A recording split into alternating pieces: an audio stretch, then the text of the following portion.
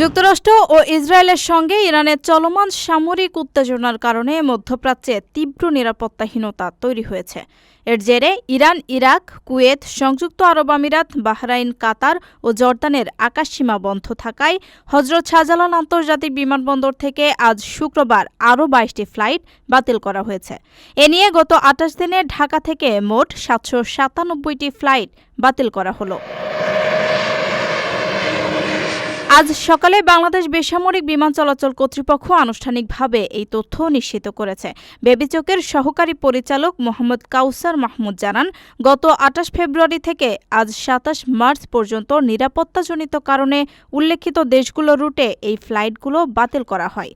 আজ বাতিল হওয়া ২২টি ফ্লাইটের মধ্যে কুয়েত এয়ারওয়েজের ৪টি, শারজা এয়ার অ্যারাবিয়া ৬টি, বাহরাইনে গালফ এয়ারের ২টি, কাতার এয়ারওয়েজের ৪টি, এমিরেটসের ২টি এবং কুয়েতের জাজিরা এয়ারওয়েজের ৪টি ফ্লাইট রয়েছে। ফ্লাইট বাতিলের এই ধারাবাহিকতার মধ্যেও সীমিত পরিসরে মধ্যপ্রাচ্যের কয়েকটি দেশে উড়োজাহাজ চলাচল অব্যাহত রয়েছে। বেবিচক জানিয়েছে, গত ২৮ ফেব্রুয়ারি থেকে ২৭ মার্চ পর্যন্ত ওমানের মাস্কাট, সৌদি আরব এবং সংযুক্ত আরব আমিরাতগামী মোট ১,০৫৮টি ফ্লাইট পরিচালিত ও পরিকল্পিত ছিল।